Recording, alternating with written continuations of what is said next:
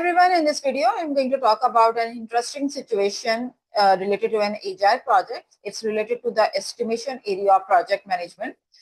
Let me read out the scenario first and then we will discuss. A newly formed agile project team discovered that there is a little historical data and few references from which to draw information. How should the team conduct an estimation? Option A, buffer the milestones to absorb possible changes. Option B, use fixed story point with small, medium, and large user stories. Option C, ask a subject matter expert to conduct the estimates. And option D, estimate the workload based on best guesses. So this is a situation where that agile teams is working on a project or a use case where they don't have any past references or any previously conducted projects or initiatives. So probably they are working on something with which they are new to market, or they are like this is the first experience of them working on that particular tool or technique or technology or something. Right? Now, when a project is of a sort which is very new to the team, they struggle with the estimation. They of course don't have a reference to go back to, and they don't have the past archives, documents, and plans available with which they may draw information. And this is exactly the situation this project team is facing. Now, how they should be estimating the project, how they should be estimating the work for themselves, and how they should be providing the information to the customer and their other business users. Let's check the options one by one. Option A, buffer the milestones to absorb possible changes. Of course, this option has nothing to do with the situation we are talking about. Even if you have a roadmap, if you have the tentative milestones mentioned on that, this is not going to solve the problem statement mentioned in the question, which is about estimation, right? So milestone mapping on the roadmap probably would not help you with the possible fluctuations or deviations in the estimation, of course. So roadmap is just a graphical interface with which you can just represent your planning and your deliveries, right? So roadmap or the milestone related mapping has nothing to do with this situation. Option B, use fixed story points with small, medium, and large user stories. So maybe some of you would be convinced to say that this option would be the right thing to do, because having the user stories broken down into small, medium, large categories depending on the size of the work, and providing the fixed story points based on that would be the right thing to do in this situation. This is actually absolutely the wrong expectation in this regard. Why? Because this is a very new type of work to the team, and they can't have the fixed story points for something very new to them because they don't have any reference or benchmarks or something available. Right? And generally in agile projects, estimation can't be done with the fixed story points. Agile estimations is always relative, because agile is about changes. Agile is about uncertainty. Anything can change anytime. The scope is flexible. Things may change, right? Priorities may change as well, depending on how your iterations are working, your releases are working, and how you are receiving the feedback and suggestions from the customer based on past delivered iterations. Anything can change anytime, right? So you can't have the fixed story point estimate in case of agile. So B is absolutely wrong by keeping the agile mindset in viewpoint. Now option C, ask a subject matter expert to conduct the estimate. So this is where the conversation would get interesting.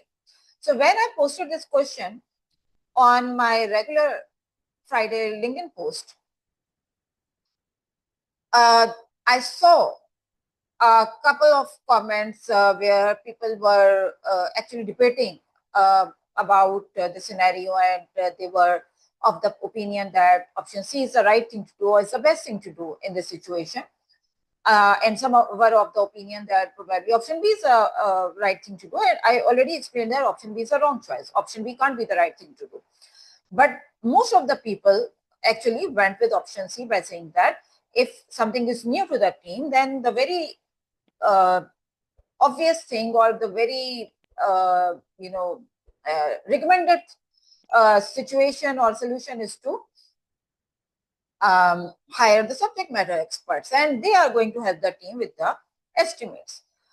Hiring the subject matter expert or including a subject matter expert in the team may not be a bad idea. I don't disagree with that. However, if you read out this option carefully, you will see that ask a subject matter expert to conduct the estimates. Ask subject matter expert to conduct the estimates. It is not saying that include or hire a subject matter expert in the team, onboard him, make him part of the team, and the team along with the subject matter expert are going to explore and figure out the right or possible estimations for the user stories and the backlog. That would have been a different use case. But saying that the subject matter expert is going to estimate on the behalf of the team is not the right thing to do in Agile mindset. Why? Let me help you recall the Agile Manifesto value number 1, individuals and their interactions. In Agile mindset, all the individuals, the team members, the stakeholders, the customer representatives, the end user, business user, everybody is expected to work together. In this particular scenario, we are not really referring everybody, but we are particularly referring the team members, the development team members that we refer to. The Agile teams own the sprint backlog. They own the work they are accepting in our respective sprint. And they own everything about that backlog, the estimations, the sizing, the team members, the division of work, the breakdown of user stories into tasks, everything is owned by them. Right? So if you are going to ask a subject matter expert to do the estimation on the behalf of the team, later on, if things don't work out, if some of the estimates are going to backfire, nobody is going to own it. They are just going to blame subject matter expert by saying that he has provided the estimate for this user story. We just are following him. And this is exactly not how the Agile works. This is exactly against the principles and values of Agile mindset.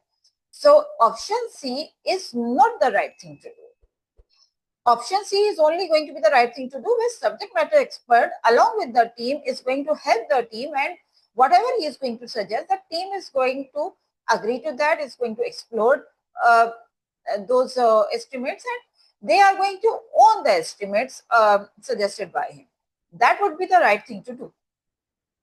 So option C is actually the wrong choice, and that suggests that option B is the right choice. Estimate the workload based on best cases. So this is an advice to the Agile team who face this kind of situation where they are very new to work and they have no specialist in the team, and they are completely on their own, and they are supposed to be estimating the work, and they are supposed to be facilitating the customers and end user. So the only thing that they can do is use their expertise and experience, like whichever experience they have, and apply that to estimate the workload based on the best cases. And with that, probably they are going to fail as well. But Agile is also about fail fast, learn fast. Right? So maybe they are going to fail the guesses they are going to make regarding the Agile story sizing and estimation. But this is the only option they have. Right? So they are going to guess. They are going to they are going to apply that and they're going to work towards that. And if it's not going to work, then they are going to inform the customer, and they probably should keep the customer on board as well with respect to that, that probably the accuracy of the estimate is not going to be that high for respective user stories or backlog in the sprint. That's the only option they have, or that's the only best thing they probably could go for in the situation, right? So D is the right thing to do in the situation.